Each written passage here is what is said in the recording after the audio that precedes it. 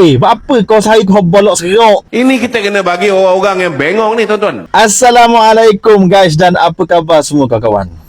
Apa kau saya kau bolok serok? Baru 2 hari lepas, Zahid Hamidi kata akan datang ke Terengganu nak jumpa Dr. Saim, nak bincang selesaikan masalah FGV dengan kerajaan negeri. Saya akan mengadakan perbincangan dengan Yang Berhormat Menteri Besar Terengganu mengenai perkara itu. Tidak ada perkara yang tidak boleh diselesaikan. Tak ada masalah yang tidak boleh diselesaikan. Terbaik. Tapi alih-alih maring Fahmi Bazir, Menteri Komunikasi pula kata bayar orang kuat FGV kepada kerajaan negeri ni lama dah bayar. Tapi ada syarat yang tidak dilunaskan.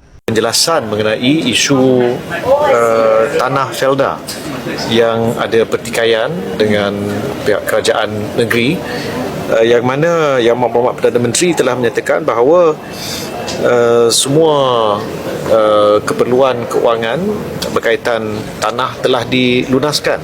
Jujur aku nak tanya rakyat Terengganu, mu lebih percaya Datuk Seri Zahid Hamidi ke mu percaya Fahmi Bazir? Cek komen. Aduh lah, sakit kepala pokok ni.